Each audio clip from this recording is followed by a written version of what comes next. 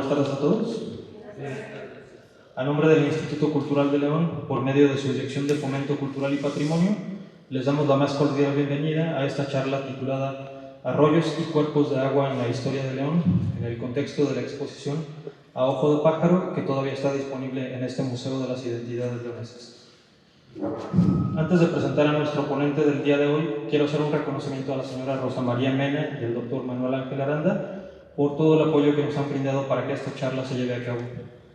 En particular, la idea de hablar sobre arroyos, cuerpos de agua y puentes antiguos en León fue originalmente de la señora, por lo que es importante darle el crédito correspondiente.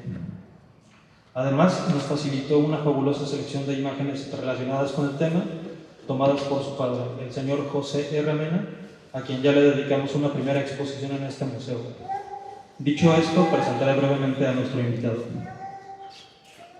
José de Jesús Acosta Pérez es arquitecto por la Universidad de Guanajuato. Cursó la maestría en restauración de sitios y monumentos en la misma institución. Es candidato a doctor por la Universidad Politécnica de Valencia y se ha desempeñado en el ámbito académico como docente e investigador en la Universidad de La Salle Bajío, así como en otras instituciones. Supervisó la restauración de la Catedral Metropolitana de León en la primera década del siglo XXI y ejerce como proyectista y constructor de manera independiente en el sector privado. Y les pido que lo recibamos con un aplauso.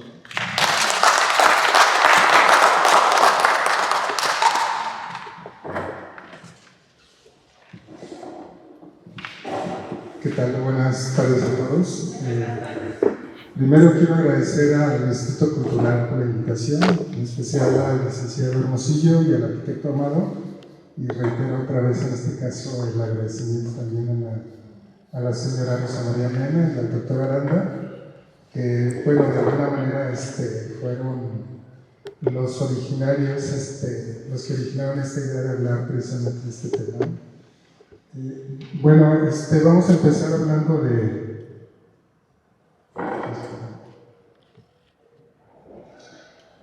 Un poquito vamos a irnos introduciendo con este tema que habla precisamente en este caso de arroyos y cuerpos de agua, ¿no? León. Nos vamos a ir centrando sobre todo en particular, hubo muchos arroyos, pero nos vamos a centrar en particular en dos que creo que fueron los que fueron definiendo la forma de la ciudad, por lo menos hasta los años 40, 50, ¿sí?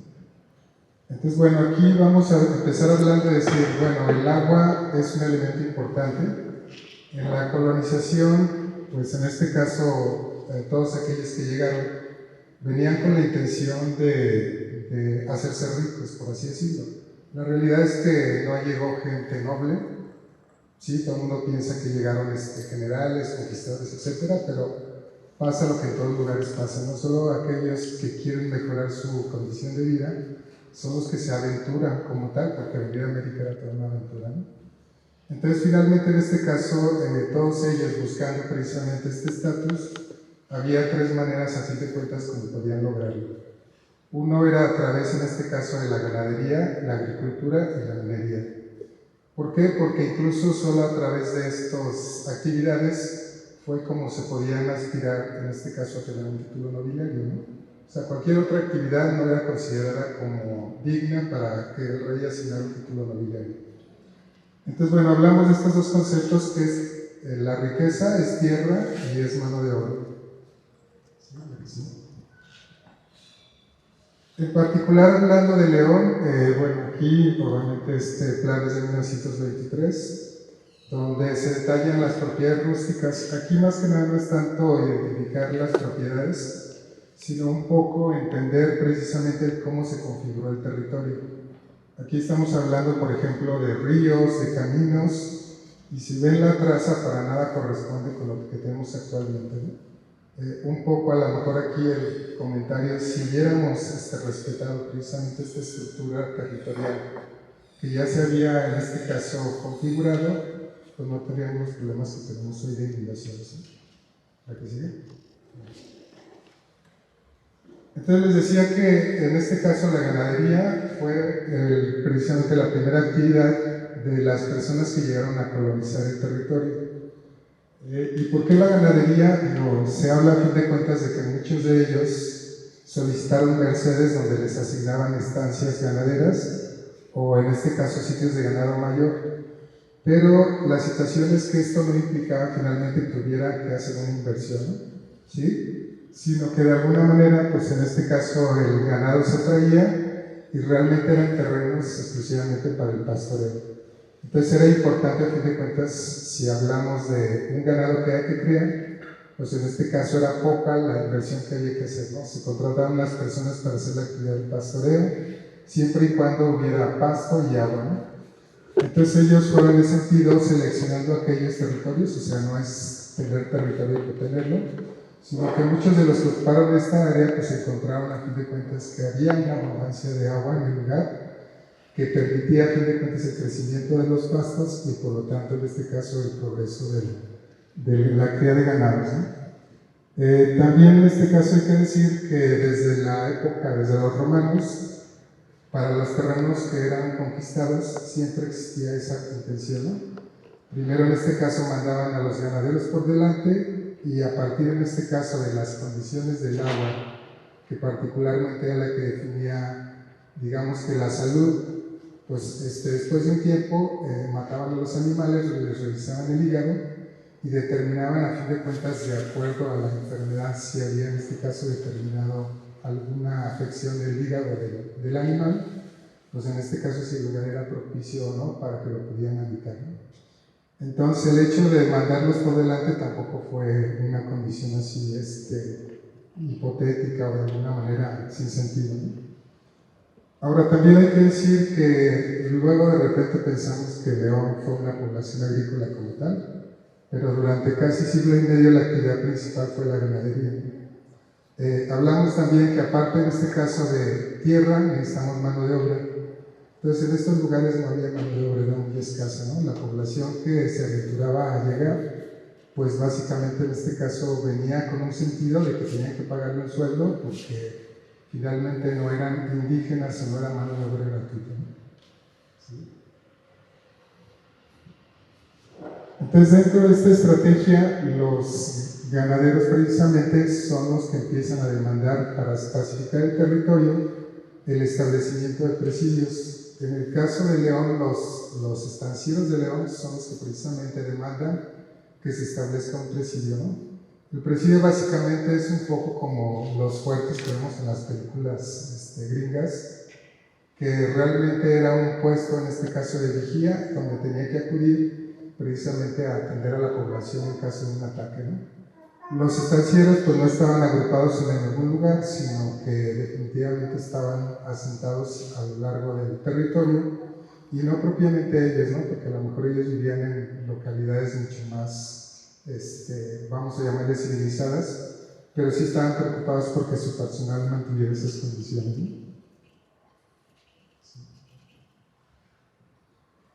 Entonces, después de haber revisado esta condición, pues se selecciona el terreno, en este caso el sitio donde se iba a hacer la fundación. Por ejemplo, aquí vemos hay una cosa que me llama la atención de la pintura, es que precisamente aquí ven, esto era el tipo de arroyuelos, en este caso, por los que estaba inundado todo el territorio. ¿Sí? O sea, eran realmente elementos de muy poca, a fin de cuentas, fluidez de agua, ¿no?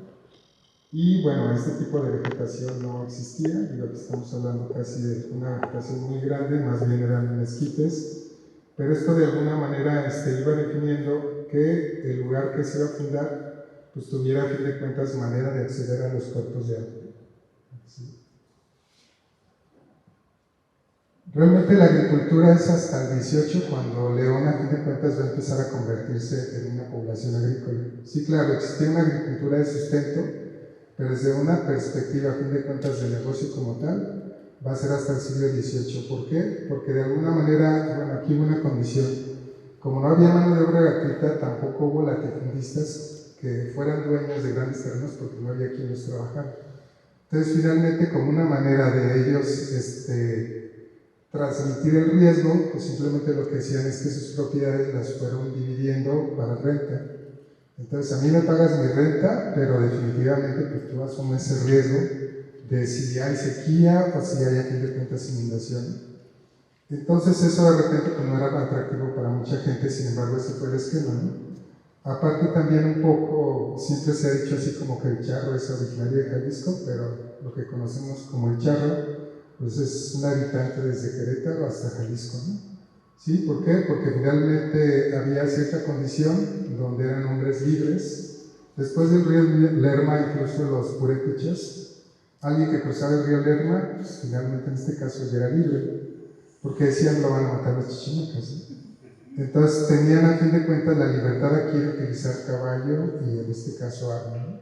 ¿Sí? Entonces, bueno, si lo vamos asociando con la ganadería, en este caso se empieza a definir la imagen de un individuo libre al que tenían que pagarle un salario, porque no, finalmente no era una población nativa que se hubiera dado como en encomienda, ¿no?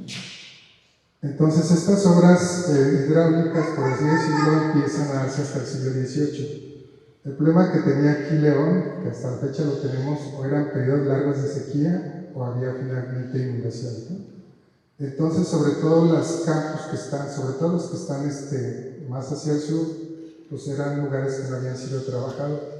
Hasta que entró de alguna manera en acción lo que iba a ser el capital minero, ¿no? Muchos de ellos, como el conde de Valenciana, pues en este caso tuvo suerte en la minería, y con los recursos en el siglo XVIII, con el nuevo auge que hay de la minería, empieza la demanda de alimentos y por lo tanto, en este caso, pues él se decide invertir en las tierras, entonces empieza a crear bordos, represas que sirvieran precisamente para el cultivo del trigo, del maíz, etc. Otra actividad que luego casi no se menciona y que es muy importante en particular para nosotros, y lo fue en particular para toda la Nueva España, es la herrería. Es decir, si todo el mundo producía algo, ¿quién lo iba a transportar? ¿Sí? Ahora, los caminos como tal no eran los mejores y pensar en eso de que se iban a trasladar no sé, en carretas incluso, pues no, todo el trabajo finalmente de transporte se hacía en burro, ¿sí? Entonces, en este caso, los arrieros eran personajes que de alguna manera alguien compraba una determinada cantidad de burros, una recua, que regularmente eran de 20 más o menos, la mínima, y esas recuas tenían todo un sistema de organización donde había una persona que iba adelante, precisamente verificando el camino, el que preparaba la comida para los otros arrieros, estaba lo que era el caporal, que iba dirigiendo en este caso la propia recua, ¿no? Entonces, por lo menos participaban alrededor de 15 personas en una recua, vamos a pensar, de 4 o de 80, en este caso, mulas, ¿no? Y por supuesto, esas mulas también pues, tenían que ver con esa necesidad que había de crear. En el caso de León, no solo se creaban, bueno, una gran cantidad de la crianza, se refería a la crianza de mulas. Entonces, de alguna manera eso hizo que León se convirtiera en un centro de transferencia de mercancías. Muchos dicen que si estaba en el camino real, estaba en el camino real, pues así estaba en el camino real, pero no estaba en el camino real de tierra adentro, que luego se confunde, que tiene que ver la relación que tenían con los centros mineros, ¿no? Entonces, por ejemplo, sí, este camino pasa por Querétaro, pasa por San Miguel, pasa por Guanajuato, por San Felipe, pero es propiamente la ruta minera en la que se tenía que extraer el material, ¿no? Nosotros estamos en un camino paralelo, pero finalmente era de abastecimiento hacia estos centros mineros. Y en particular nosotros el hecho de tener aquí cerquita Escomaca, pues fue un punto de referencia precisamente para el traslado de mercancías, ¿no? Ahora, en lo que el Bajío se iba, en este caso, habilitando para cultivar la tierra, muchos de los productos venían de Jalisco, de Michoacán, de lo que ahora es Jalisco, Michoacán. La sal, muchos alimentos se traían y León era como el punto donde se hacía la transferencia, en este caso donde venían los arrieros de Zacatecas, de San Luis, llegaban aquí los de León, entonces finalmente hacían el intercambio de las recuas para continuar con el transporte, ¿no? O sea, había una serie de rutas, ¿no?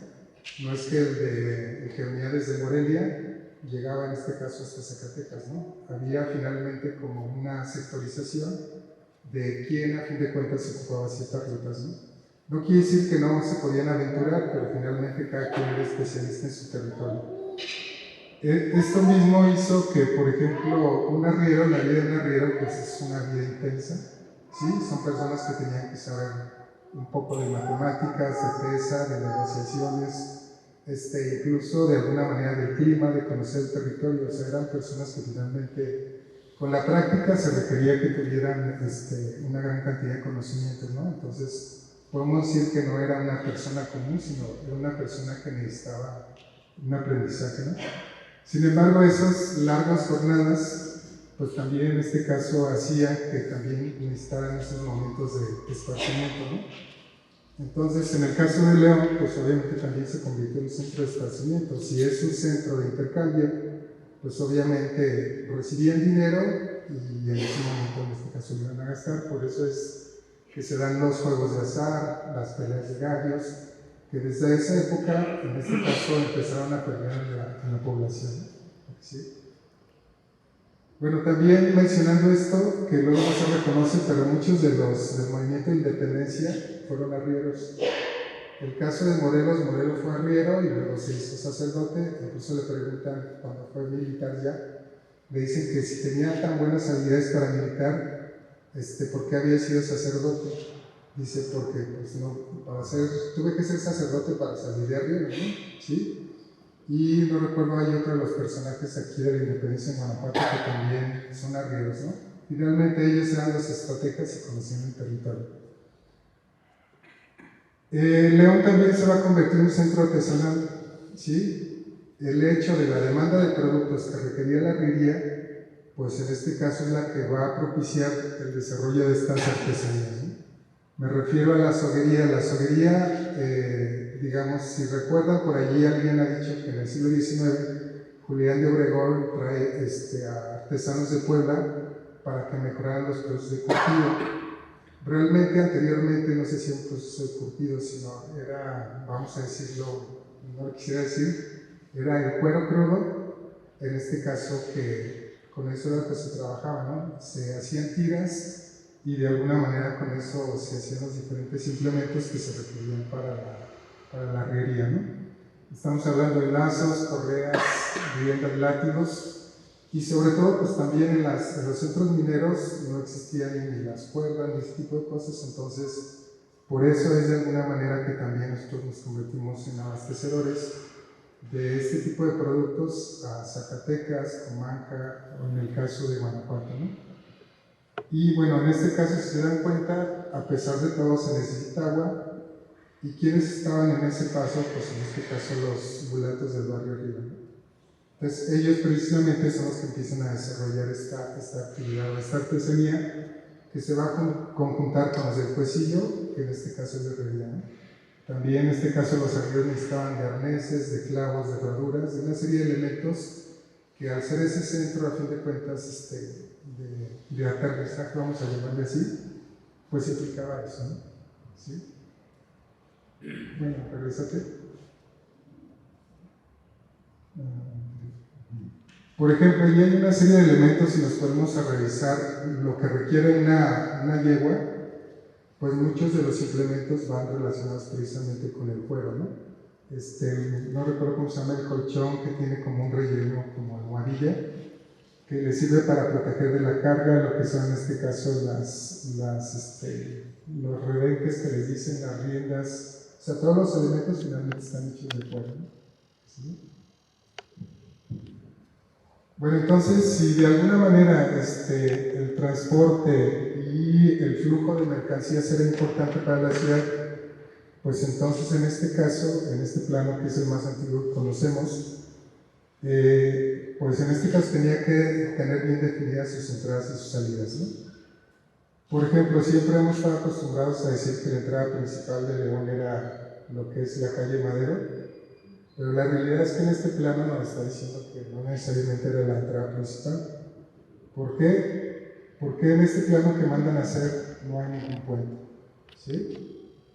Entonces, bueno, empezamos a encontrar ciertas relaciones donde aquí vemos lo que es Santiago, vean la comparativa del tamaño de lo que era el espacio libre contra la plaza principal, con la del barrio, con la de San Juan de Dios, ¿no? Entonces, quiere decir que realmente esta es la entrada principal en este caso de León. ¿Por qué? Porque de alguna manera, ¿con quién comerciaba? Pues con el mineral de la luz, ¿no? Que obviamente se conectaba con Guanajuato, ¿no? Aquí finalmente hay la transición para precisamente continuar hacia Lagos, Las mercancías, en este caso, o los elementos que cultivaban, venían del sur, del camino a San Francisco. Entonces vemos cómo empiezan a aparecer este puente incluso, claro, son interpretaciones de la realidad subjetivas, pero vean cómo este puente, pues en este caso es gigantesco, ¿no? Y aquí no aparece ningún puente, ¿no? Aquí tenemos otro, que es el de la salida a San Francisco, donde actualmente se cruza Miguel Alemán y Mariano Escobedo. Vean, existe otro puente, ¿no? Aquí aparece un puentecito también, que es el puente de Plata, más o menos un poquito antes de la Praxedes Guerrero. Y bueno, pues en este caso son los 3 puentes, ¿no? Y se van definiendo las rutas. Aquí vemos de la Plaza de Santiago, incluso está lo que es la calle del Codito, se llega a La Paz, y ya en este caso llegamos a la plaza principal, ¿no? Lo mismo de ahí salimos por Hidalgo, aunque de alguna manera existen otros caminos alternativos que son las mercancías que venían del sur de San Francisco, pues obviamente entraban por esta calle que es como un foro aquí de Cerdán, y en este caso llegaban a lo que era la Garita Norte. Aquí también me gustaría hablar del agua. Aquí vamos a ver los arroyos. Está el río de los Gómez, lo que es el arroyo de Marchigües y el de Mariches, ¿no? Entonces, es decir, en un principio sí existe esta condición de abastecimiento del agua, pero a medida que fue pasando el tiempo, pues en este caso el consumo del agua también, pues va generando a fin de cuentas ciertas casas, ¿no? Entonces empezaron a aparecer en las casas los aljibes que recuperaban en este caso el agua de lluvia, o en determinado momento también empezaron a utilizarse muchas cosas que dicen que son habitaciones, realmente eran habitaciones para conservar los alimentos, ¿no? Hay algunas que tienen algunos sistemas muy sencillos o algunos muy sofisticados, donde la temperatura se puede bajar hasta 10 grados, con fuentes de agresión, con tubos de agresión, o incluso con la circulación de agua con arena húmeda.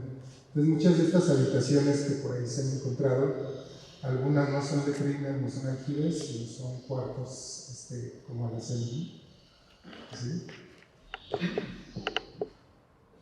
Entonces aquí vamos a empezar hablando de esta condición del agua. Siempre, si se han dado cuenta, la parte poniente y la norponiente realmente es la que nos ha proporcionado siempre agua para el consumo. En cambio, la parte norte-nororiente es la que nos ha inundado, ¿sí? Entonces, bueno, finalmente desde entonces se reconoce que este tipo de, bueno, en este caso el hecho de estar cerca de la serranía nos proporcionaba precisamente agua, ¿no? Y digamos que son escurrimientos que se dan continuos durante el año.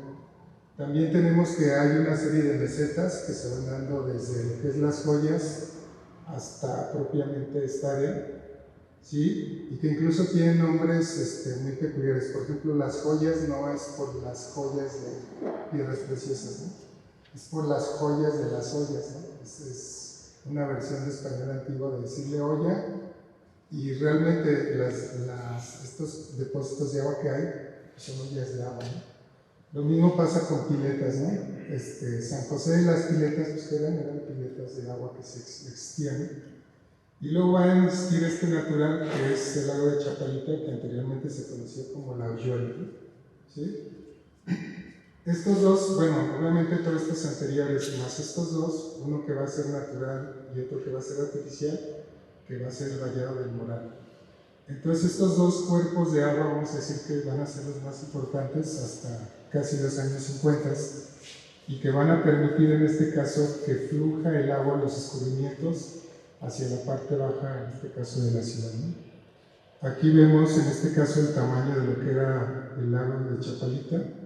Esto que ven aquí es lo que es el parque actualmente, ¿no? Aquí que era un albarradón es el Boulevard Campeche, pero realmente todo esto es lo que es el lago de Chapalita. Aquí esta calle que vemos es la San Juan de los Lagos. Aquí está creciendo lo que es la colonia industrial, y que es el arroyo de Mariches, que viene en este caso de lo que antes se conocía como la Silla del Diablo, más o menos a la altura de Miguel de Cervantes Saavedra, y que de alguna manera en este caso fluía precisamente esa es su trayectoria, ¿no? Aquí vemos lo que es el Rancho de los Paraísos, ¿sí? Y esto que vemos en amarillo es el Camino Real, que es lo que sería ahora Paseo de los Insurgentes. Acá al norte vamos a ver lo que es el Valle del Moral. Aquí regularmente pues sí se depositaba en este caso el agua, pero en este caso se hace un bordo precisamente para aumentar el caudal del agua, ¿no? Entonces aquí vamos a ver que, por ejemplo, el Valle del Moral era pues, muy extenso. Esto que aquí tracé en blanco es más o menos lo que sería Paseo del Moral. Este de aquí es, en este caso, el Boulevard Guanajuato, y este es el Camino a Comalca, ¿no? Entonces realmente todo lo que es Valle del Campestre, casi en su generalidad, y la parte baja de Jardines del Moral, pues era a fin de cuentas el gran cuerpo de agua que en este caso se había formado, ¿no? Y por supuesto, pues alrededor estaban en este caso los campos de cultivo, ¿no?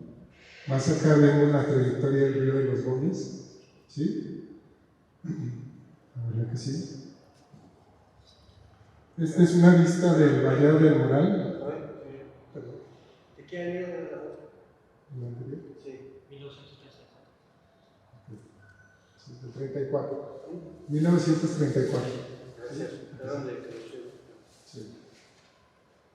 Esta fotografía del señor Mena es una fotografía donde aquí vemos ¿cómo se llama? El Cerro Gordo, y vean propiamente lo que es el vallado, ¿no? O sea, realmente, digamos que no tenía mucha profundidad, probablemente en algunos puntos ha haber tenido unos 50, pero en este caso pues era suficiente todo el área que se inundaba, por así decirlo, y que recibía los escurrimientos para, en este caso, utilizarla en la agricultura, ¿no? ¿Sí? Bueno, esto los pongo porque precisamente hace poco sacaron eso y digo, es que ¿por qué se inunda Jardines del Moral? Pues porque finalmente en este caso era un vallado, era un depósito de agua donde, pues en este caso, aún así de que Zapala ha hecho muchísimas cuestiones para poder sacar el agua de allí, pero es muy costoso de alguna manera en un elemento que está alto, poderla conducir a fin de cuentas hasta un lugar más bajo como podría ser Río de los Gómez, ¿no? O sea, hay que hacer a fin de cuentas un túnel, vamos a llamarle ahora que hablan de túneles, precisamente para poder desalojar de manera rápida esa agua, ¿no? Sí se han hecho mejoras, pero aún así, como sucedió en días pasados, toda esa zona de las nubes, la Guanajuato y Boulevard Campestre, pues sigue siendo una zona inundable, ¿no? ¿Sí? El otro cuerpo que les decía es Chapalita. Aquí vemos esto, este es lo que es aquí está Parque Hidalgo, aquí está Parque Hidalgo, esto es la Polo, aquí están los Todos del Fraile y continuando en la San Juan hasta salir a fin de cuentas lo que es la carretera, el Boulevard San Juan Bosco, ¿no? Entonces aquí vean, este es el parque actual y esto es lo que comprendía todo lo que era la hoyuela o lago de Chapalita, ¿no? Aquí vemos algunas de las calles que se empezaron a fraccionar. Esta es una fotografía de los años 50, no, desde el 48, que de alguna manera están mucho más consolidadas el trazo. Lo que es la calle La Honduras y la Guatemala, es el par vial que usamos para comunicarnos hacia la parte norte, ¿no? Y aquí vemos en este caso que todavía existe lo que es el arroyo de Marichis, ¿no?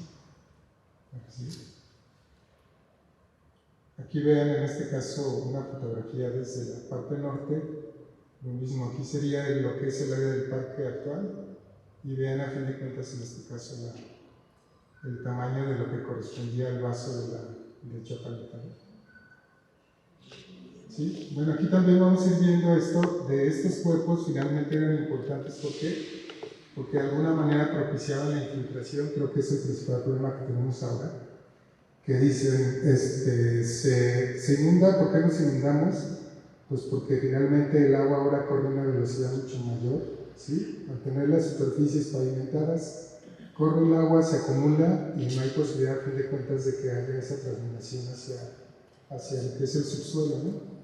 Entonces también, en este caso, el nivel de las pozas, pues va, en este caso, bajando pues cada vez más porque no hay que lo alimente, ¿no?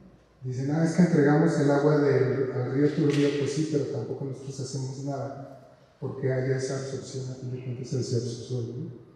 Entonces estos cuerpos de agua precisamente generaban que había otros a nivel inferior, como es esta parte del ojo de agua, ¿no?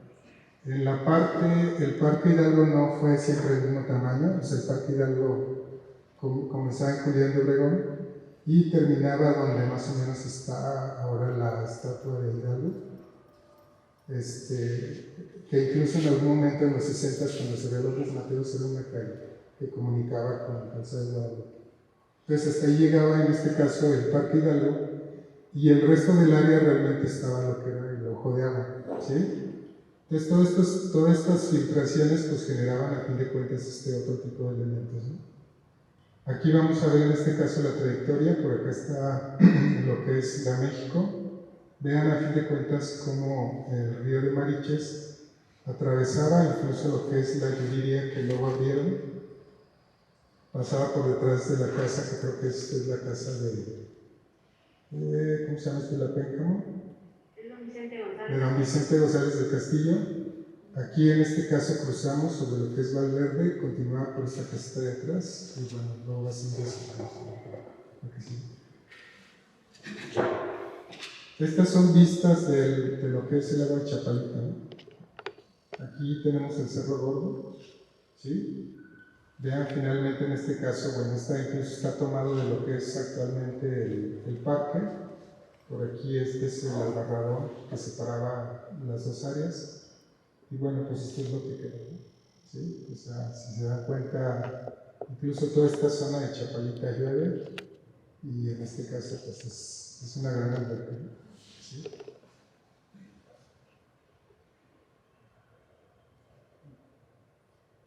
Bueno, un poquito hablando de la trayectoria, habíamos hablado en este caso de que este arroyo de Mariches pasaba, bueno, realmente de lo que es San Antonio, lo que es el puente de San Antonio en la calle Romita, de allí realmente el río originalmente bajaba hacia esta parte, ¿no?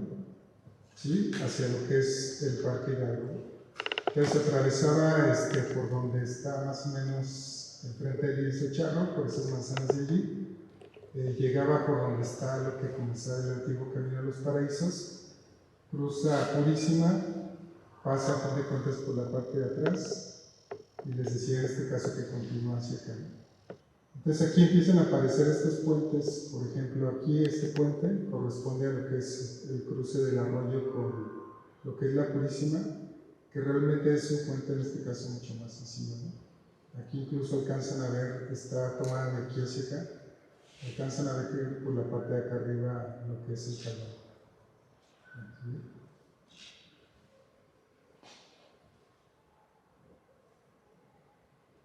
Bueno, aquí nos vamos a bajar un poquito esto del ojo de agua. Regularmente siempre se habla del ojo de agua, pero realmente había dos ojos de agua, ¿no? El ojo de agua grande y el ojo de agua chico. Aquí vemos en este caso que inmediato aquí está señalado en estos planos, se habla de los ojos de agua. Este es el que corresponde al parque.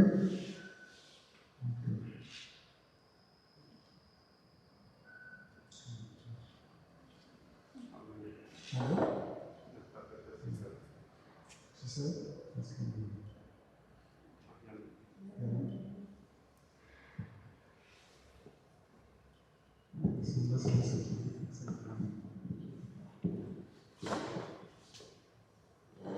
Aquí tenemos que aquí en estos planos habla de ojo de agua grande y de ojo de agua chico, ¿no? Aquí todavía es anterior de que se hiciera Parque Hidalgo. Entonces, por lo tanto, en este caso está hablando de la existencia de dos ojos de agua. Aquí ya es de la migración del 88, donde vemos en este caso que sigue manteniéndose, aunque el chico pareciera en este caso que tiene mucho mayor dimensión que lo que es en el grande, ¿no?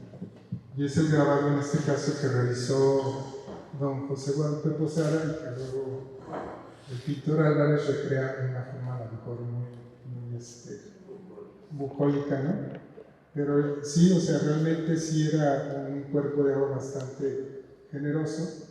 Más o menos estoy hablando de toda esa sección de lo que es Parque Hidalgo, donde se utilizaba a fin de cuentas para muchas actividades, ¿no? Realmente fue vamos a decir, la fuente de agua para la población. Desde el siglo XVIII, ante la escasez de agua, se construye un acueducto, ¿no? Pero bueno, más que acueducto era un conducto de agua que iba sobre el piso, que iba de aquí en este caso por todo lo que era la Julián de Obregón, daba vuelta en Aquiles Cerdán y en este caso fluía precisamente casi hasta el centro de la ciudad. Ahora, una de las cosas también que es importante decir es que no necesariamente todo el mundo tenía acceso a esta fuente de agua.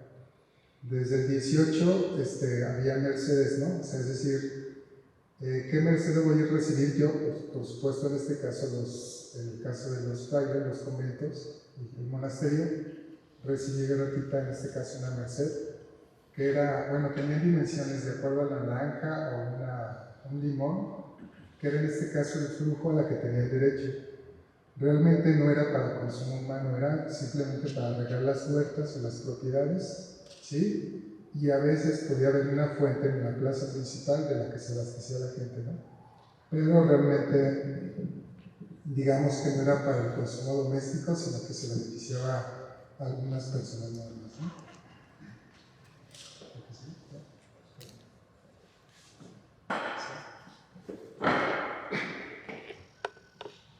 Entonces aquí vemos creo que una de las cosas que ha hecho, creo que de los aciertos que se hicieron el año pasado, es precisamente el conciliar estas dos exposiciones de A Ojo de Pájaro y en este caso las fotografías del señor Mena, porque muchas de estas cosas las veíamos en planos, pero no teníamos la certeza de si realmente habían sido así o no.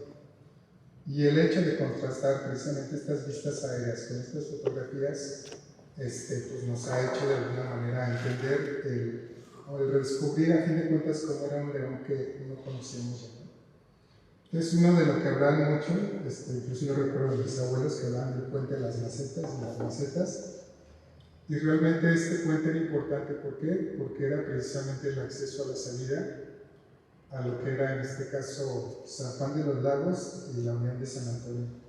¿Sí? Todos pensaríamos que el camino real, que es en este caso el que va por Paseo de los Insurgentes, es el que conduce, como estamos acostumbrados, a Lagos, a San Juan.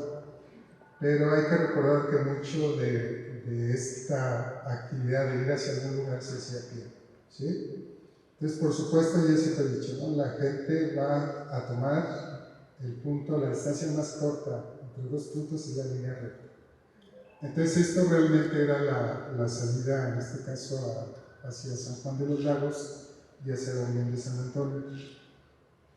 Entonces vemos en este caso que aquí se alcanza a ver, ¿no? Sí. ¿Sí se ve? No. ¿Con el dedito? Con el ¿Sí? tamígero. Ok, miren, aquí vamos a ver es Parque Hidalgo. Este es lo que les decía, la calle que comunicaba precisamente a lo que es Calzada de Guadalupe, ¿sí? Y toda esta parte de acá era lo que originalmente era el Ojo de Agua Grande.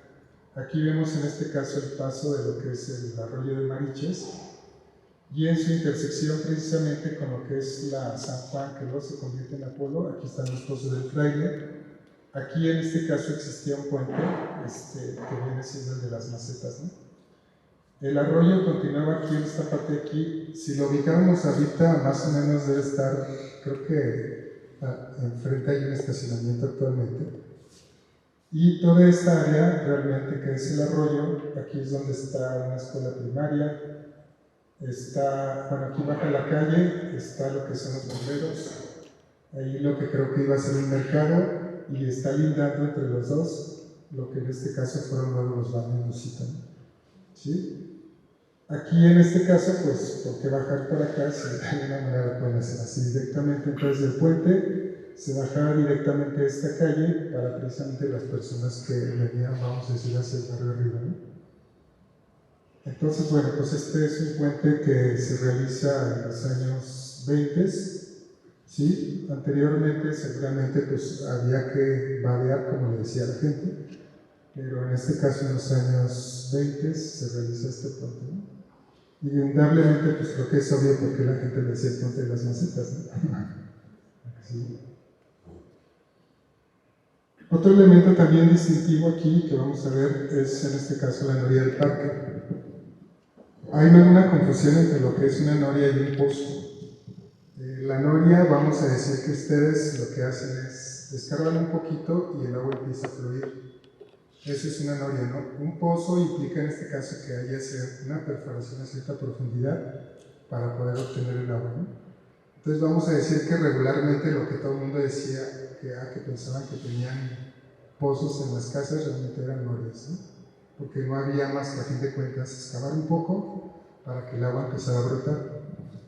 Entonces en este caso aquí vemos todavía cómo se inundaba de esta parte del parque, viene siendo esta área de acá, ¿sí? Que aquí ya empezaba a desecarse el ojo de agua, pero sin embargo sí había fluyendo el agua y se construían estos edificios para precisamente a través de algunos elementos mecánicos poder extraer el agua y conducirla, en este caso por las tuberías, ¿no? Aquí estamos hablando ya de los años 30, ¿no?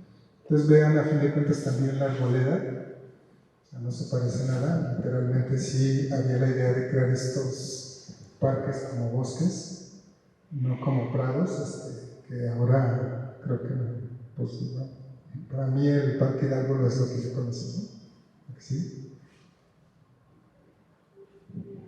Y luego aquí vamos a continuar, en este caso viene el Apolo, por este lado baja el arroyo de Mariches, y aquí nos vamos a encontrar con este punto que la gente lo conocía como el Puente de los Faroles. Creo que también, pues digo, no es mucha ciencia pensar en lo que les el Puente de los Faroles, pero finalmente ya conducía a lo que es Calzada de Guadalupe. Y aquí vamos a ver en este caso estos que eran parte de las instalaciones de los baños Lucita, que era en este caso los baños, ¿no? Y en la parte de acá atrás este elemento es lo que corresponde a la alberca. Ahora, el acto de bañarse no tenía un sentido como de higiene, sino era una cuestión más de tipo recreativo, ¿no? El baño. Por ejemplo, en la época porfiriana sí existían los baños, el único baño que se pensaba que era efectivo era el baño turco, que le decían, ¿no? O sea, los baños en este caso con vapor, ¿sí? O los baños secos. Pero se pensaba a fin de cuentas en un sentido de resolver a fin de cuentas ciertas afecciones o ciertas enfermedades. No tanto porque se tuviera la conciencia de la limpieza, como algo que era, en este caso, relacionado con la salud, ¿no? Es más, podemos hablar que todavía en 1910 la gente pensaba que cambiándose de ropa que estaba limpio. En el caso de las familias de la alta sociedad, pues incluso se bañaban una vez a la semana. Los que tenían tina, pues ante la escasez de agua, pues en esa misma agua que se bañaba el papá, la mamá, los hijos, o sea, todos estaban en la misma agua, ¿no? Entonces se imaginan la sociedad en la que sobre todo los niños pues estaban expuestos y eran los últimos que se bañaban, ¿no? Entonces por eso existían una serie de perfumes, de afeites, porque la higiene no era una costumbre generalizada, ¿no? Entonces en los años 20, sobre todo se hace énfasis en que la higiene es una estrategia de salud y empieza a fin de cuentas a aparecer estos baños públicos, como va a ser el caso de los baños lusitanos. Esto que ven como cabañitas, pues eran lugares literalmente de entretenimiento, ¿no? O sea, sí existe el vapor, el baño seco, el baño húmedo, pero también tenían billares, también tenían a fin de cuentas como esta idea de las cabañas, ¿sí? Por eso vemos ese tipo de elementos como elementos aislados, ¿no? ¿La que sigue? Aquí estamos viendo un poquito, este tipo de elementos, y aquí también aparece esto que es una noria, ¿sí? Es más, esta parte de arriba creo que hasta la fecha, creo que es la parte más verde que tiene esa parte del cerro, porque el agua, la cernita, incluso así se conoce, la parte de atrás de Bomberos, porque el agua sigue fluyendo y la vegetación de alguna manera, en este caso, se da de una manera exuberante, ¿no? Aquí esta es otra vista, cruzamos el río y aquí empezamos a ver en este caso el costado de este tipo de cabañas, ¿sí? ¿La que sigue? Esta es de la parte superior de las cabañas, donde fíjense, esta es la vista, ¿no? Pero finalmente sí era un lugar bastante atractivo, casi como para alejarse de la ciudad, que yo tampoco estaba tan distante, pero por lo menos esta idea de la naturaleza empieza a aparecer, ¿no? De esta relación con la naturaleza, ¿no? Entonces vemos aquí en este caso lo que es toda la arboleda del Parque Hidalgo, lo que es en este caso el Cerro del Calvario y al fondo en este caso el Cerro del Gigante, ¿no? Esto que ven aquí pues son las propias habitaciones, ¿no? Se empieza a combinar lo que era la reciente arquitectura moderna con la arquitectura en este caso que todavía venía manejando como herencia de la época porfiriana, ¿no? ¿Sí? Aquí, bueno, creo que no se nota mucho, pero el río, estamos hablando de que aquí están los baños de Cita, entonces el río realmente en este caso va a atravesar por lo que viene siendo ahora el centro médico, ¿sí? Aquí se abre una de las calles, aquí hay un triangulito donde ahora hay un laboratorio, no recuerdo el nombre de la calle, y cruza precisamente por el medio de la manzana hasta llegar a lo que va a ser la calle Obreros y llega exactamente a lo que es frente al Templo del Santuario, ¿no? Aquí vemos lo que es Calzada de Guadalupe, lo que es la calle Anda y lo que es la calle, en este caso Obreros, ¿no? Esta es una vista en el otro sentido, está Parque Hidalgo, lo que es Calzada de Guadalupe, pero vean a fin de cuentas cómo el arroyo realmente bordea por la mitad de la manzana y detrás de las casas, ¿no? Hasta llegar a este punto, que aquí vemos, en este caso ahí vamos a ver este puente, que es el puente de la Obreros, y esto que va a ser el puente de Santiago, ¿no? ¿Sí? Es una vista desde más o menos arriba de lo que eran las cabañas de los baños Lucita, en donde vean cómo realmente se ve la grieta del arroyo, ¿no? ¿Sí? Ahora, a lo mejor estamos acostumbrados a pensar que los arroyos tendrían que estar bordeados de vegetación, pero si hablamos de que son campos de cultivo y que realmente se aprovechaba que cuando la crecida del río se aprovechaba en este caso para inundar los terrenos de cultivo, ¿no? Entonces por eso vemos que casi no hay vegetación, ¿no? Este de aquí corresponde a lo que es un área que luego aquí va a ser el estadio de fútbol, y en la parte de atrás está lo que es la huerta de Urano. ¿Sí? Entonces seguimos por el arroyo, esto más o menos a la mitad de lo que es la manzana, y vean, ¿no?, las dimensiones, ¿no? Incluso aquí empiezan a levantarse muros de contención como para darle caja al río,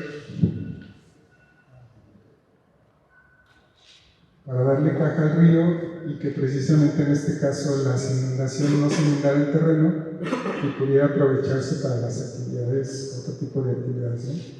Aquí cruzamos el puente Obreros, que también es de los años 30. Vean, bueno, pues ya están utilizando otros materiales como va a ser las vigas de acero o el concreto, y aquí de alguna manera el arroyo continúa, ¿sí? Pasamos el puente de Obreros y vean a fin de cuentas cómo sigue el cauce, ¿no? O sea, es algo así como extraño pensar que a esa altura pudiera a fin de cuentas haber un arroyo y menos que cruzar el frente del santuario, ¿no? Aquí vemos en este caso como el arroyo sí se hizo una bóveda que iba más o menos de esta altura hasta, digo, aquí en este caso ya no debe existir porque está una casa y de alguna manera esta bóveda continuaba hasta cruzar la calle, ¿sí? En la Galeana será. Bueno, sí. Los románticos dicen, ahí está el túnel, ahí entra. Sí, entonces a la bóveda. ¿Sí? Esta es otra vista desde arriba, desde lo que es la calle Obreros. Aquí vemos en este caso la trayectoria del río, ¿sí? Es otra vista también donde de alguna manera vemos que, aunque este es más antiguo, este es de 1901, este ya es posterior, en donde aquí está un poquito más definido lo que es la calle Obreros. El arroyo sigue existiendo, incluso aquí vemos esto que parece que fue una fundidora, ¿no? ¿Sí? ¿Lo que sí? Y bueno, aquí vemos, ¿no? Es el puente.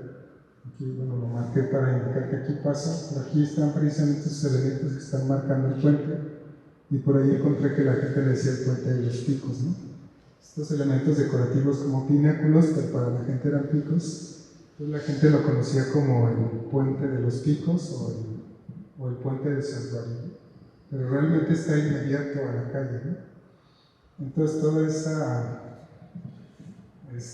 tradición oral que dicen que de allí se genera a fin de cuentas un túnel que va a la catedral, pues es así como medio medio fantasioso, porque realmente todo lo que son los que sí tienen, que son elementos para desviar el agua, que realmente llegaban precisamente a este arroyo y no había necesidad, a fin de cuentas, de que bajara hacia la columna dórica capaz de los picos del puente.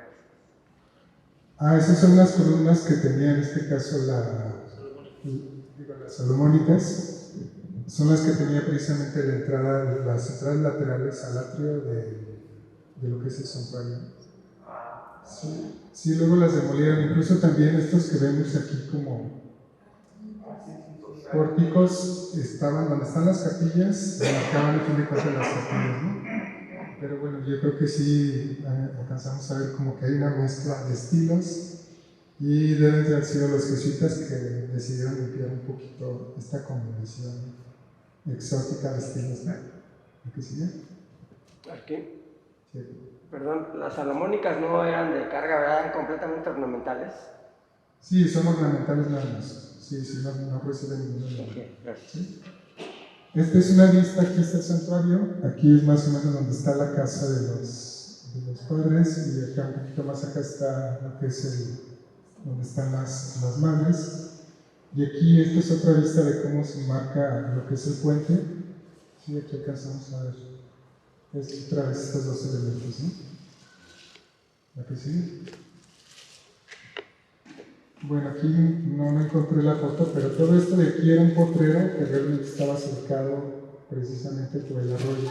Entonces, aquí tenemos el puente de Laureros, que llega aquí a lo que es el santuario, y de aquí empieza este recorrido donde empieza en este caso a bajar por esta calle, ahorita no recuerdo el nombre tampoco, no me sé el nombre, más bien, y cruza precisamente detrás de lo que de alguna manera sería la descarga Estrella. Aquí está otro puente y baja precisamente en este caso, en este sentido, hasta hacer esta desviación. Incluso aquí es donde inicia la calle de la Ribera, ¿no? O sea, aquí era donde se hacía el entronque de lo que es el arroyo de Marichis con Machillos, ¿no? ¿Que sí? Esta es una vista hacia arriba de cómo pasa precisamente el arroyo de Marichis. Digo, se ven, bueno, lo marqué en la parte de abajo, pero finalmente se ve como una grieta, ¿no? Aquí esta, que es mucho más antigua, es de 1901, está lo que es donde luego se iba a ubicar la Plaza de Toros, ¿no? Es lo que corresponde a la calle Belisario Domínguez, y aquí vemos en este caso como el arroyo continúa hacia el sur, ¿sí? Es otra vista, mucho más reciente, donde también viene siendo lo mismo. Vemos la barra que está finalmente bordeando el río, y aquí es en este caso donde hace este cruce, ¿no? Aquí en este caso existía como que el arroyo se ampliaba, entonces existió este puente, y aquí deciden a fin de cuentas ampliarlo. Finalmente era de madera, pero finalmente se hizo de concreto, ¿no? Y bueno, aquí también es un poquito hablando de lo que es el descarga Estrella, donde pues piensan que daba hasta lo que era Miguel Alemán, pero realmente en este caso no era así, ¿no? Aquí en esta parte de aquí estaban las construcciones que daban hacia el arroyo, y la entrada a la Plaza de Toros era acá por el fondo, por la calle León Vicario, y por esta parte de aquí, no sé si más o menos por aquí, era por donde se entraba la Plaza de Toros, ¿no? ¿Sí? Entonces dicen, es que se quemó el descargue. Estamos en una foto donde dicen que se quemó el descargue, pero el descargue realmente eran las construcciones que estaban acá hacia el frente, ¿no? ¿Sí?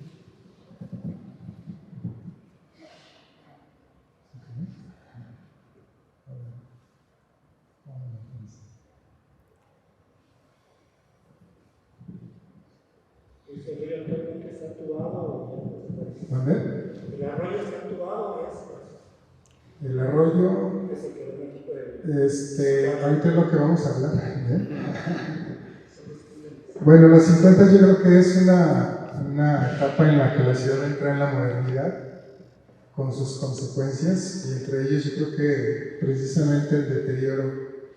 Bueno, vamos a empezar a iniciar un periodo donde realmente el agua pareciera que es nuestro enemigo. Entonces, en este caso, pues se van a dar ciertos sucesos, como por ejemplo hay una preocupación en los 50 por prevenir a la ciudad de inundaciones. Como realmente la industria empieza a desarrollarse y empieza a ser la base de la economía, pues entonces había que resolver una cuestión de las inundaciones, ¿no? Es cierto que había existido la del 26 y periódicamente existían inundaciones, ¿no?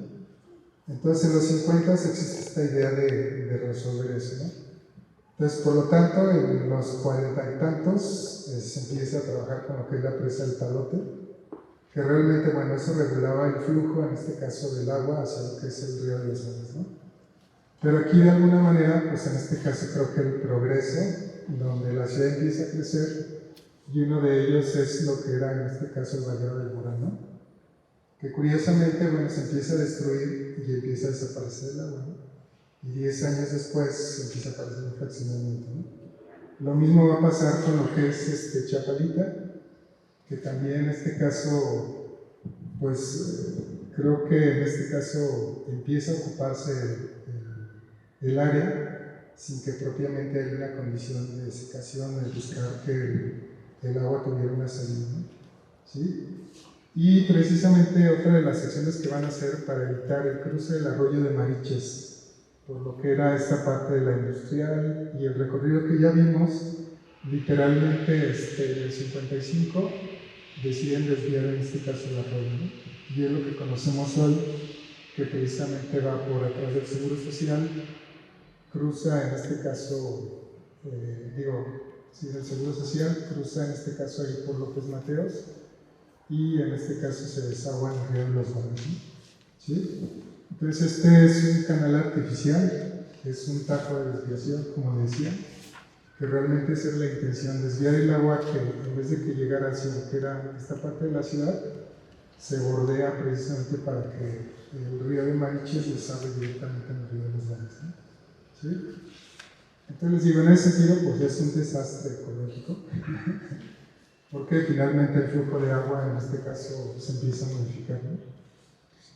Aquí también, este es otro de los arroyos importantes, el otro es el de Machigües, por eso es la confusión, ¿no? De que la gente confunde Machigües con Mariches, pero son dos diferentes, ¿no? El otro, lo que es el arroyo de Machigües, este es el cruce de lo que es la Garita, aquí lo que es el camino a Comanca, ¿sí? Este es lo que es el camino, lo que es ahora Paseo de los Insurgentes, pero aquí este río precisamente nace en un elemento que le decían las Peñitas. Aquí incluso vemos dibujado este elemento, pero realmente el río, el Peñitas, Machigües van a ser precisamente en esta área que va a ir recorriendo en este caso todo lo que es la parte baja de lo que es el Calvario, y luego va haciendo estos recovecos por Noriega hasta llegar en este caso a este cruce.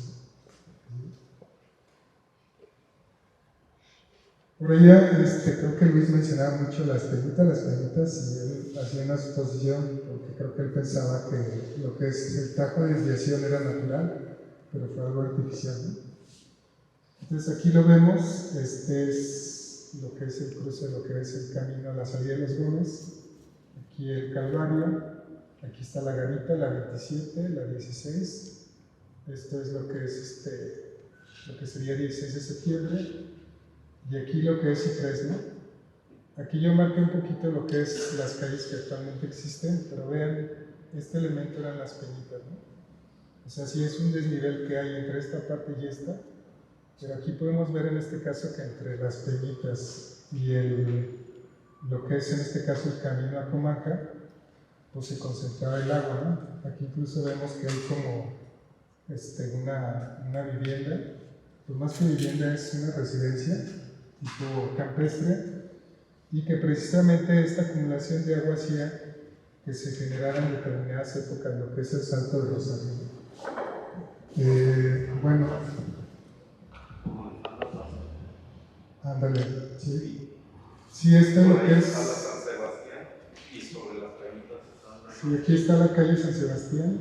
Este es lo que es la calle Perón. La báscula está más o menos por aquí, ¿sí?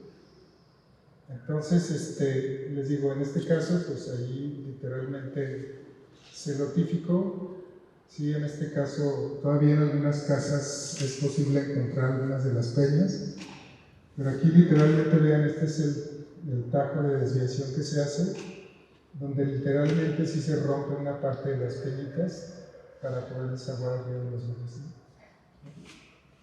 ¿Sí? Bueno, el recorrido de este es un poquito incierto, si puede regresar. Digo, aquí como tal en esta fecha el arroyo pareciera que pues empezaron a cubrir, ¿sí? Está un poquillo como incierto el trazo, en teoría aparentemente aquí el mismo flujo del salto era el que generaba en este caso el flujo de agua, que en este caso iba bordeando lo que sería en este caso la loma del Calvario, ¿no? Pues vean, aquí realmente ya está lotificándose el área y de repente no es tan fácil encontrar cuál era el flujo, ¿no? ¿Sí? Pero sin embargo en fotos más antiguas sí vemos en este caso que aquí viene el arroyo, aquí lo marqué con azul, pero aquí está esta grieta, que está más o menos, esta debe estar tomada un poquito, pareciera que está muy inmediato, pero no es más que la perspectiva, ¿no? En la parte de más atrás es lo que estaba el ojo de agua chico, ¿no? Más o menos estaba por lo que es la parte de López Mateos, Purísima, ahí es donde se encontraba el ojo de agua Las chico. 5 esquinas. No, más adelante. No, más adelante. ¿Sí? Sí, porque allí está abajo y luego si te fijas sube un poquito. Pero también tiene lógica que ahí se junta el agua, ¿no? Ah, sí, en lo que es el cruce de allí, ¿sí? ¿La que sigue? Ahí es de Noriega. Es el que decías, ¿no? Este cruce, ¿sí? Que realmente, bueno, el problema de que ahora se acumule el agua es porque precisamente dejó de fluir su recorrido, entonces en época de lluvias pues, no tiene salida el agua y se encharca, ¿no? Pero aquí en este caso, les digo, no está medio, aquí parece que ya habían tapado el arroyo, o no creo a fin de cuentas que se haya hecho una bomba, ¿no? Pero continuaba por la esquina, incluso por aquí ahora que hicieron una escuela aquí de mecánica, destruyeron la bomba que existía, cruza a fin de cuentas aquí por la región, sigue por la parte de atrás de estas casas de lo que es Julián de Obregón, y luego en este caso va a llegar un poquito más adelante donde está la fábrica de hormiga, que es donde se va a ubicar el puente del Catrino. Aquí, bueno, vemos estas calles, vemos lo que fue el Panteón de San Martín, ¿sí? Aquí realmente el Panteón de San Martín se va a clausurar por una condición higiénica. Regularmente los panteones sí pueden estar cerca de arroyos, pero no deben a fin de cuentas estar cerca de cuerpos de abastecimiento de agua, porque la contaminan. Entonces cuando se decide cerrar es porque realmente pues, la fuente de abasto del agua estaba en esta zona y tenía la preocupación de que todos no se llaman también exiliados de los restos pudieran contaminar el cuerpo de agua, ¿no? ¿Sí? Esta casa, que creo que es la única ya que se mantiene, la casa que decimos de los Noriega, está en esta parte de aquí, ¿sí? Un poquito al lado, vean, a fin de cuentas no se ve el arroyo, pero en este caso estamos hablando de estos campos, donde se alcanza a ver incluso la cúpula del templo de San José, ¿no? Perdón, ya lo he dicho, pero creo que esa casa es una fila de la flecha. ¿Cuál? Ahí no tienes marcado. ¿Es esta, no? Sí, esta sí. Sí, este es el templo de San José. Esta es la de San José y esta es la de aquí. Incluso esa casa, bueno, dicen que era de un gringo y que realmente en este caso se la regala a uno de sus trabajadores, un señor de apellido Hernández, y él en este caso luego parece ser que la venden a los Noriega, ¿no? Aunque la gente, bueno, pues implicó mucho más el lugar como Noriega, ¿sí? ¿Sí? Y este arroyo llega aquí, y vemos estos árboles, que realmente es el puente que le decían del Catrín. Digo, porque el puente del Catrín bueno, tiene que ver un poquito con ciertas cosas que son leyenda, las leyendas son mitad verdad, mitad invento. Pero ahí en este caso ahí contaban de que cuando de alguna manera viene un italiano a trabajar a la fábrica hormiga para implementar un proceso de cultivo, una de las hijas había un nolaes que les decían era un lagartijo con fama de seductor, ¿no? Resulta que la conoce y obviamente dicen la clásica, ¿no? Queda prendada de su belleza y finalmente la esperaba en este caso todas las tardes cuando ella iba a pasar el parque, ¿no? El problema es que el papá se da cuenta y empieza a acompañarla, entonces se tenía que esconder debajo del puente para que en este caso el papá no lo ubicara, ¿no? Sin embargo, bueno, dicen que eso es lo que, la parte que digo que sí tiene una situación de razón, de que en ese tiempo se había empezado a crecer la industria de la cultivería. Entonces, pues obviamente ustedes conocen los olores que para mucha gente son molestos. Y lo que hace el gobierno es precisamente regular que solo en determinados horarios se haga, a fin de cuentas, la expulsión de las aguas ya negras precisamente al arroyo, ¿no? Incluso eso desde, no sé, casi 100 años atrás fue las razones por las que se dejó de aprovechar el agua del arroyo Machitas, ¿no?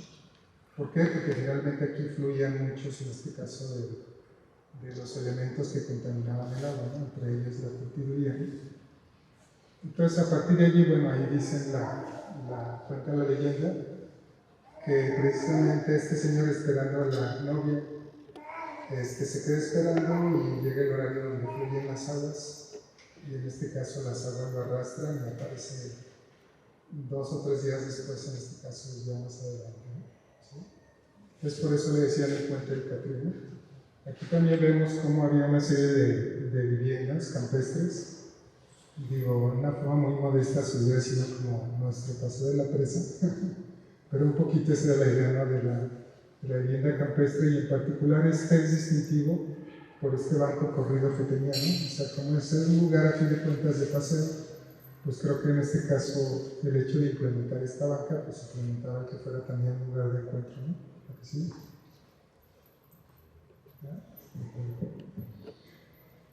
Más rápido. Bueno, aquí aparecen varias cosas, como es este rollo también, pues va a recibir los desechos de Tenería la Hormiga.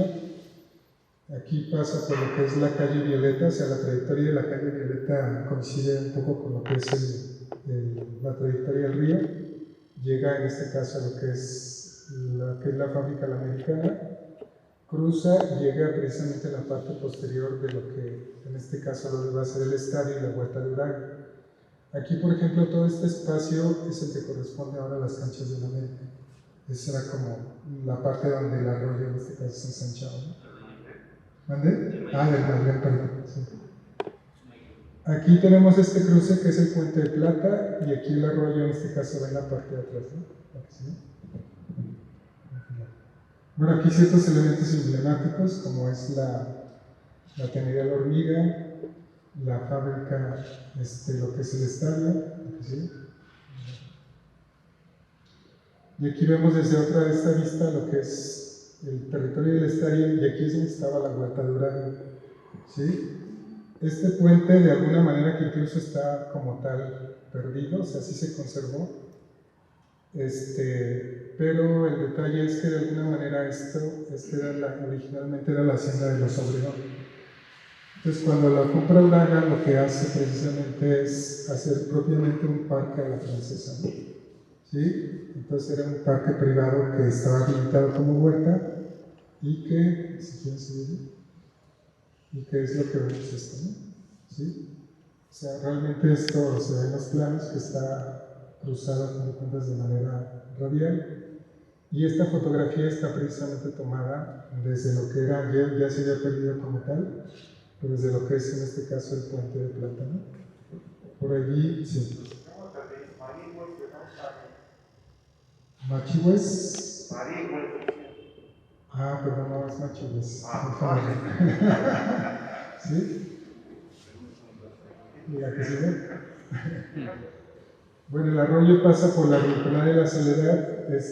El mercado al que estamos acostumbrados a ver que ocupa toda la manzana, pero realmente el mercado hasta los años 70 se ocupó toda la manzana, ¿no? En los 40 y incluso cuando se realizó el mercado ocupaba una cuarta parte de la manzana, ¿no? O sea, realmente era un mercado chiquito, ¿no? Toda esta parte de atrás, por aquí en este caso pasa el arroyo, aquí da vuelta y esta es la calle que servía a fin de cuentas lo que es ahora Leona Vicaria, que servía para entrar a la Plaza de Toros, pero aquí en este caso bordeaba el arroyo. ¿Aquí sí? Aquí, por ejemplo, vemos la Plaza de Toros que ya hemos visto, donde en los 60 se quema esta área que realmente eran locales comerciales. Se alcanza a ver todavía aquí la estructura de lo que es la Plaza de Toros. Y aquí, precisamente, en unas inundaciones, está este puente del Hueso, de lo que sería ahora Belisario de Hierro, ¿no? ¿Aquí sí? Bueno, aquí ya vamos viendo rápido nada más lo que es la trayectoria del arroyo, que esto finalmente va a desaparecer, ¿no? Lo único que se va a conservar pues, son los puentes, en este caso que ya existían, o si alguien construyó sobre el lecho del río, probablemente eso es lo que van a encontrar, pero realmente nunca se modeló lo que fue Marichis, ¿no? Lo mismo va a suceder en este caso con Machihues, que aquí sí en particular, como el flujo de agua ya era mucho mayor, aquí es como se traza Miguel Alemán, todo esto sí se va a modelar con una bóveda de concreto lleno. ¿Sí? ¿Sí? Este es uno de los puentes que se hace en los años casi 39, donde, bueno, aquí nada más lo que están haciendo es poner la cimbra para colar a fin de cuentas el puente de concreto. Este es un puente que estaba a la altura de Constitución. Y bueno, este finalmente es el cruce que les decía que era un punto importante desde la época virreinal, que es el camino a San Francisco, donde en esta esquina está lo que es el rastro y aquí estaba lo que es el molino, ¿no? En una vista que está desde esta parte, aquí se ve el molino y esto corresponde a lo que es el rastro, ¿no?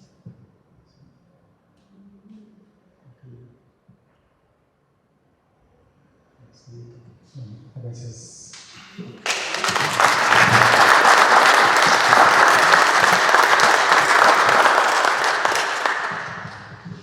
Bueno, vamos a abrir un breve espacio para preguntas y respuestas. ¿Alguien desea hacer alguna pregunta o comentario? ¿Vamos a tener un libro de esto?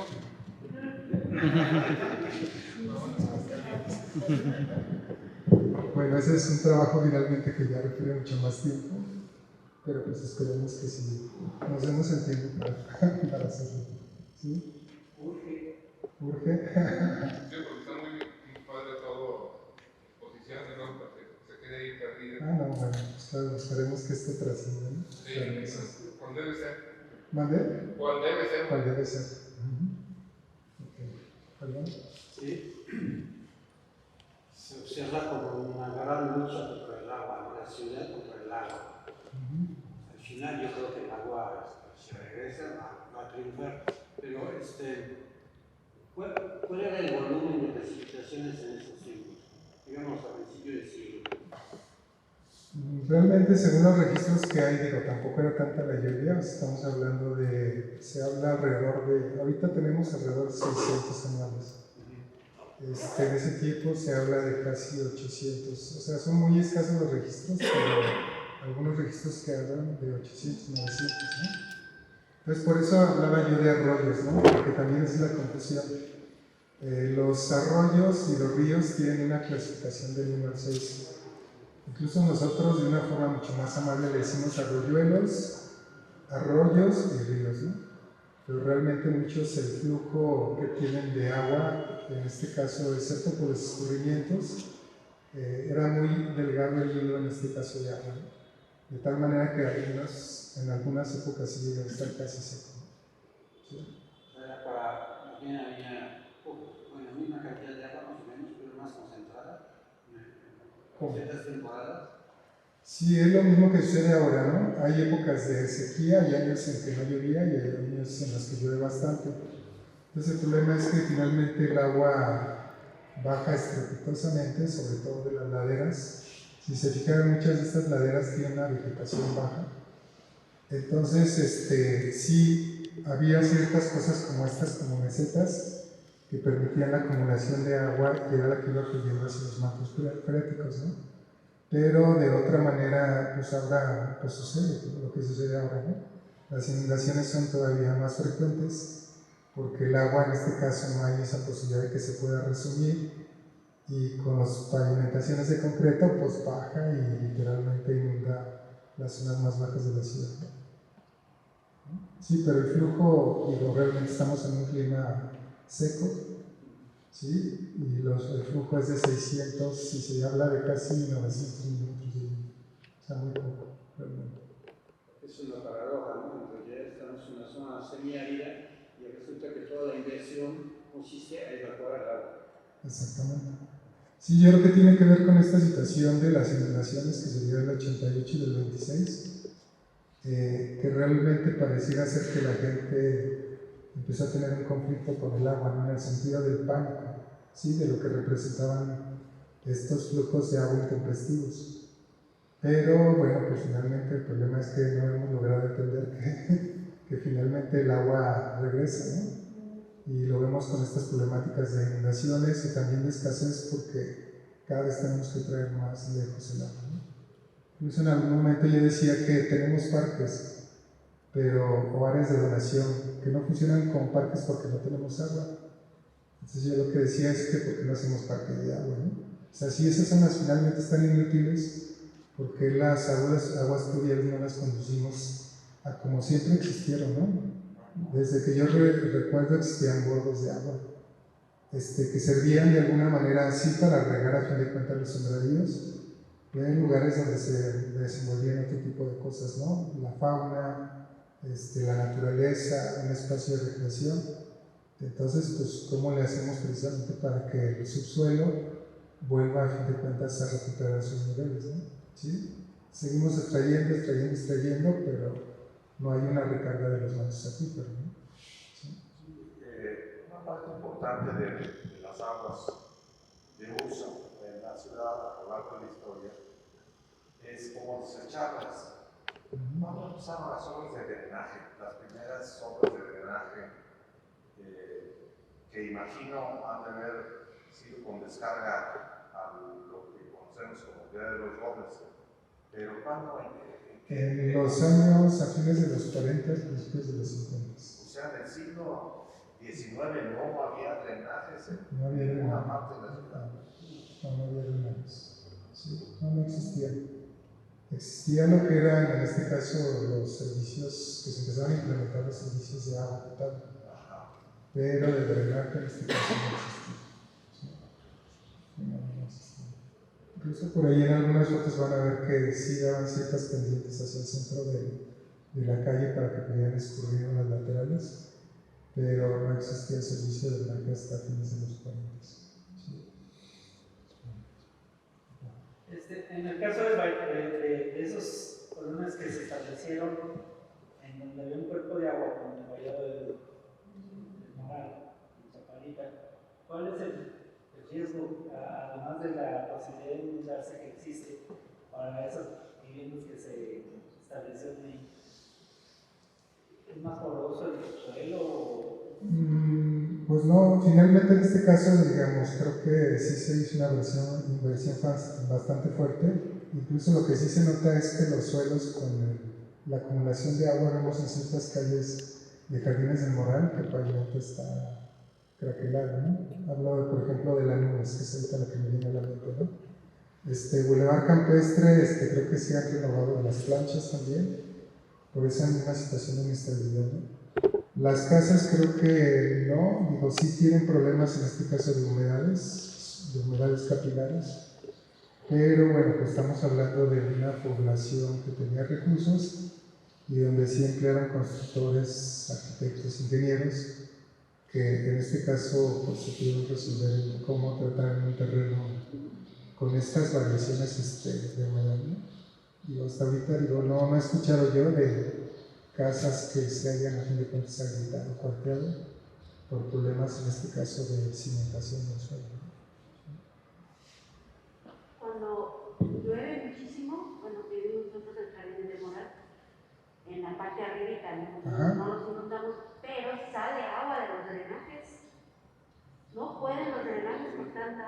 No sé si eso es normal o... Sí, sí, lo que pasa es que como no están calculadas las redes, bueno, finalmente tenemos drenaje sanitario, no Es drenaje fluvial, pluvial. no huele mal, es de lluvia. Sí, pero vamos a decir que nos hacen separar, ahora nos hacen separar las aguas pluviales de las sanitarias, pero resulta que decimos, pero todos van a dar al mismo canal, ¿sí? Yo sé que es una buena intención de Zapal tomar acciones para luego aprovechar el agua pluvial, pero el problema es que no están calculadas las redes para absorber el agua pluvial, ¿no? Entonces por eso pasa que incluso en algunos lugares si se empieza a llenar la calle, usted puede bajar el baño y no se va, ¿no? Pues porque no tiene salida finalmente el drenaje de la casa hacia lo que es el drenaje general, ¿no? Tengo otra pregunta. El río Mariquis se canaliza hacia San Antonio y acá abajo del Seguro. Entonces, ¿el Machihuis desaparece? El Machihuis, en teoría, creo que ese sí se conserva en unas partes que están movedas.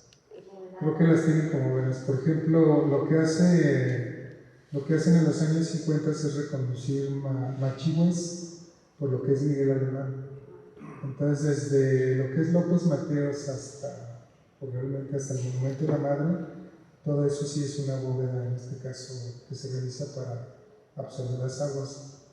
El problema que tenemos allí es que creo que allí está todo lo que fue la historia, le digo yo, porque toda esa bóveda, en este caso, bueno, obviamente tiene un nivel mucho más bajo, pero en este caso está rellenada con puro escombro. Entonces seguramente ahí fue el del seminario, o sea, de muchas construcciones que se demolieron en los años 50. Y es el problema que tiene ahora ¿cómo se llama? La Miguel Alemán, que ahora con el paso de la oruga también tiene que estar repavimentando. Y es que el problema es que retirar todo ese escombro sería costosísimo para volverle a meterle este tepetate. Entonces lo que han hecho mejor es parchan para de alguna manera mantener en buenas condiciones. Todo eso que acabamos de ver tiene un cierto otro parte con algunos sectores de la economía, ¿verdad? Sobre todo en la economía industrial, en el barrio. Toda la transformación urbana que surgió en el momento de reconducir las aguas tiene que ver con esas decisiones económicas.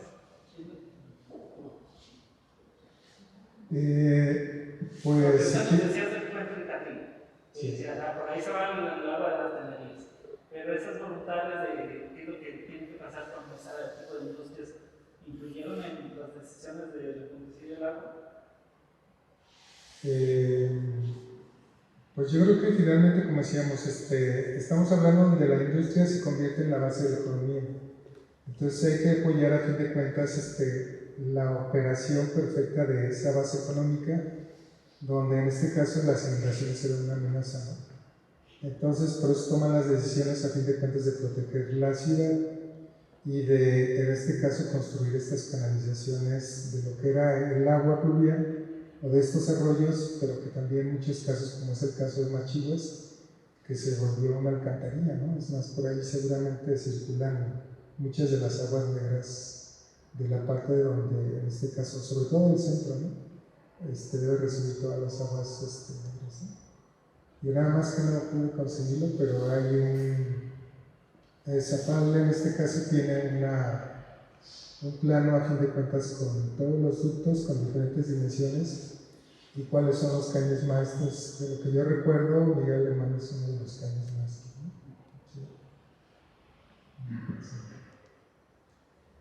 Entonces, bueno, un poquito, nada más cerrando esta parte, precisamente comentábamos de esto que se daba en las redes sociales con eso del video que hicieron de los túneles, donde realmente, si ustedes se fijan, bueno, yo hago la comparativa, si no hemos tenido dinero para resolver los problemas de inundaciones, que se resolverían construyendo grandes drenajes o bóvedas, pues hace 200 años tampoco lo tenían mucho menos. Entonces, finalmente, lo que de alguna manera hablan, pues en este caso muchos de ellos son los restos de estos puentes, o de estas canalizaciones, o incluso, ¿no? Por ejemplo, Gil hablaba que su casa, bueno, la casa yo la veo como de los años 80, pero en teoría está sentada sobre una bóveda sobre el arroyo, ¿no? Entonces seguramente pues, es un tramo de alguien que quiso construir sobre el arroyo, que de alguna manera tuvo que hacer la bóveda para aprovechar el espacio. Pero no quiere decir en este caso que el arroyo se haya canalizado, ¿no? O esto de conectar templos, pues tampoco en este caso, o sea, suena ilógico, ¿no? De decir que va de catedral, sí, como decía, ¿no? Por catedral había arroyitos pequeños que se fueron desecando. Y sí, también a veces hay sistemas de cimentación como bóvedas, o como aljibes o como alacenas que luego la gente fantasea y dice, ay, es que entró, caminó, bueno, pues ¿cuántos años tenía? No, tenía como 5 años. Pues el sentido de la proporción es lo mismo a los 5 que a los 18.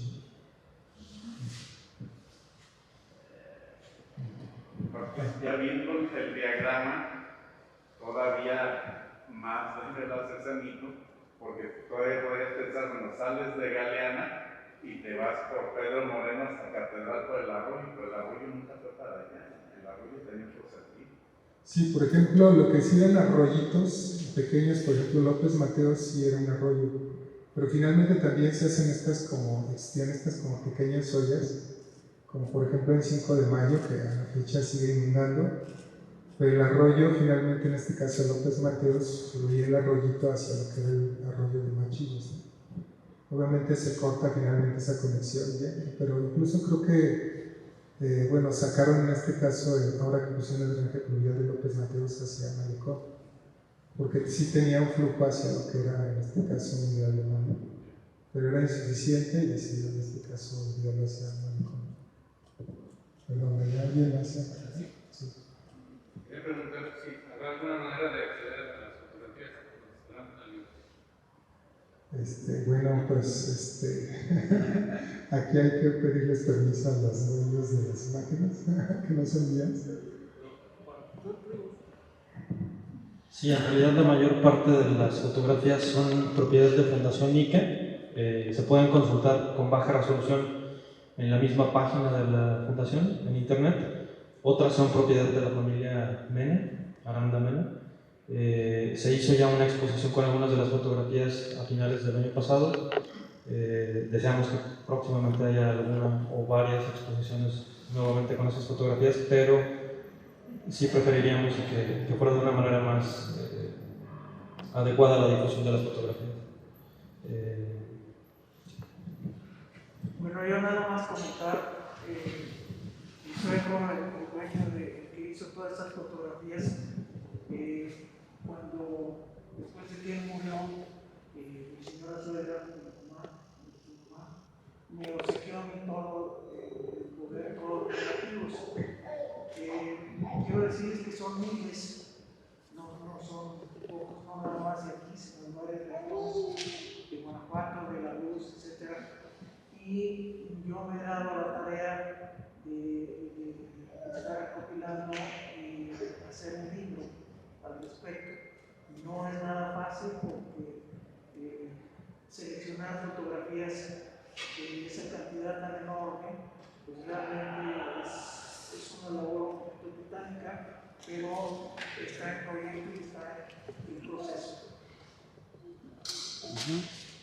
De mi parte, muchísimas gracias por su asistencia, por su paciencia. Te quiero felicitar, arquitecto, porque hiciste un trabajo minucioso, dedicaste muchísimo tiempo, te quedó precioso, y vale la pena que lo pongas en un libro. Felicidades a Luis también por promover esas cosas. Sí, yo también aprovecho para agradecerle de nuevo a Chuy por haber aceptado la invitación. Les agradecemos por su asistencia.